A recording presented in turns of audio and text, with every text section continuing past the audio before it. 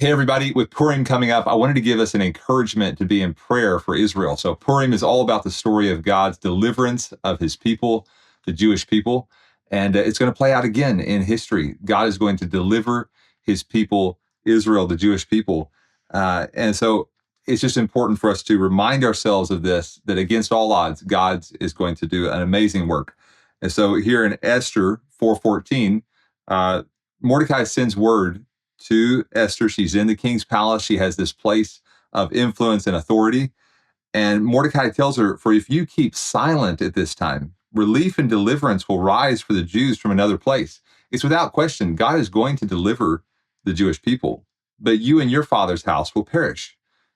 He's saying you have a choice here, Esther, to either speak up, stand up, or and be a part of this redemption, or your house, you and your father's house will perish.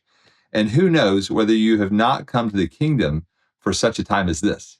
So Mordecai is instilling in Esther this sense of, wow, I'm in this position for a purpose. And I believe we as believers in Messiah across the nations are in a position to pray, to seek God on behalf of Israel, and to pray for her deliverance. Wanted to share a little bit with you about the history of the Nazis and how they related to the Purim story. Um, Hitler, to many people seems as a madman, right? Which he was, but he was actually a very well-educated person, and he actually was pretty familiar with the history of the Jewish people and how many nations and kingdoms had attempted to annihilate them but did not succeed. So he approached this whole thing of trying to annihilate the Jewish people with a certain degree of, can I actually do it? And he really took it on as a challenge that he wanted to do what Haman had failed to do. So in 1944, Hitler declares the Jews could celebrate a second triumphant Purim if the Nazis were defeated. So he realized, okay, there's a lot at stake here. The Jews are going to be celebrating another Purim if we get defeated. He realizes what's at stake. This is a super interesting bit of historical information. In 1946, Julius Streicher was led to the gallows with 9 other Nazis. There's a trial that happens. They're brought to these courts and condemned as criminals, and they're led to the gallows.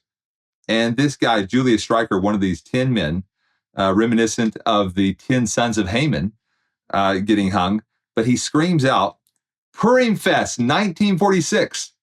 They're aware of the history. They're aware that they are actually, like the 10 sons of Haman, being hung for their criminal activity.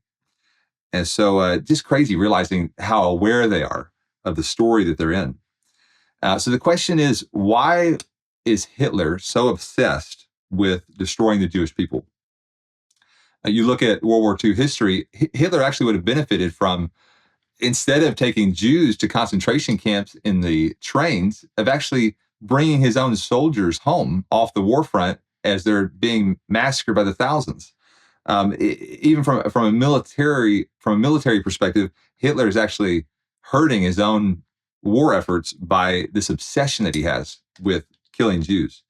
And so, what you understand is, you get into the history and understand Hitler's ideology, is that he was not seeing the Jewish people as a threat from a military perspective. They made up less than 1% of Germany's total population. He saw their ideas as being the main threat. And I learned this from a book I've been reading recently. It's called Who's Afraid of the Big Bad Jew? And it just goes through and it explains Hitler's ideology.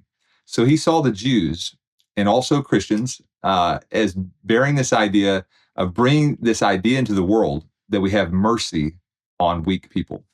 And Hitler said this idea is an enemy of humanity, because he said, we look at the animals, we look at the nature, the way it works. The way it works is that the strong lions, they're the ones that continue the lion race and keep it strong, right? All the weak ones end up dying off. The strong male lion, he carries on the DNA of the strong, and so he said humans should carry on this animalistic type of approach, but the Jews have brought in this idea that has contaminated humanity in his mindset, that we actually show kindness to weak people and then continue that type of DNA, or that type of heritage to the next generations. So he said, we as the German people, we're going to be the strong lions and we're going to crush the weak people. And we cannot, in Hitler's mindset, as long as one Jew remained, that idea would persist and it would be the downfall of humanity in his mind. So really crazy to understand the ideology. So when you read stories about the Holocaust, it helps to understand this because the barbarity, the cruelty, their idea was we are not compassionate at all. We are not going to be influenced by this, what they considered a Jewish idea of compassion and mercy to the weak.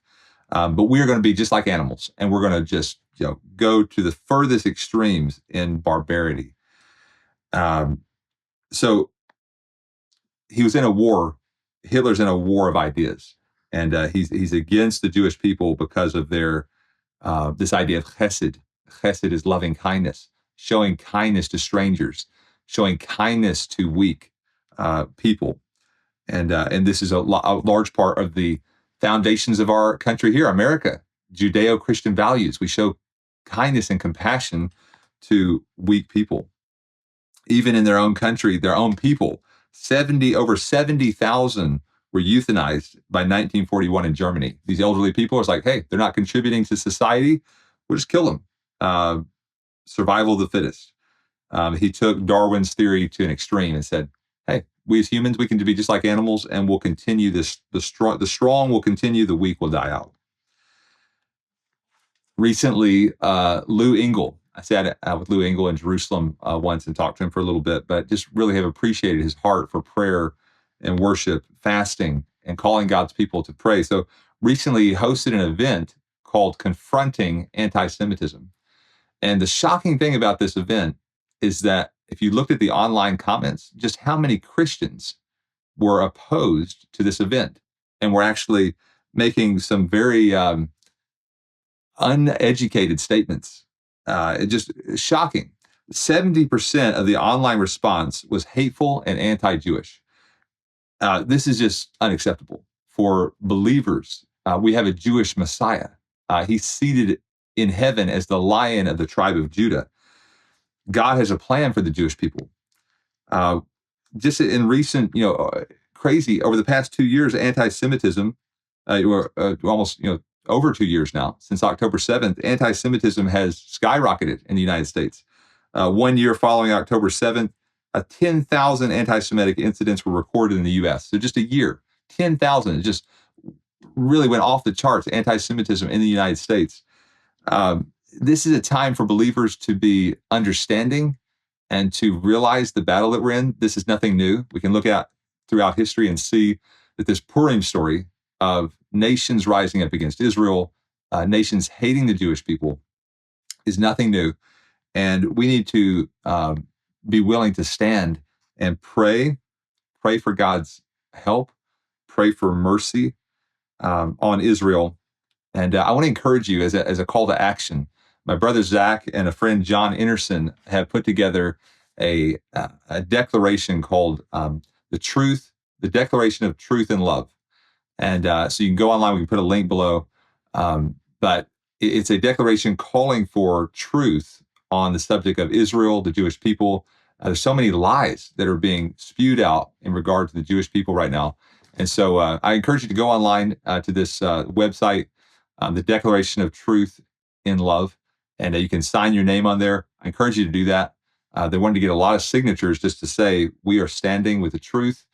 And so have a blessed Purim. Remember, God's plans are going to prevail.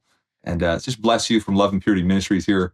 Just really feel like this is a key time to be aware and awake, to be watching and praying. And so be blessed from Love and Purity here. Blessings. Chag Sameach. Happy feast. Faith for salvation.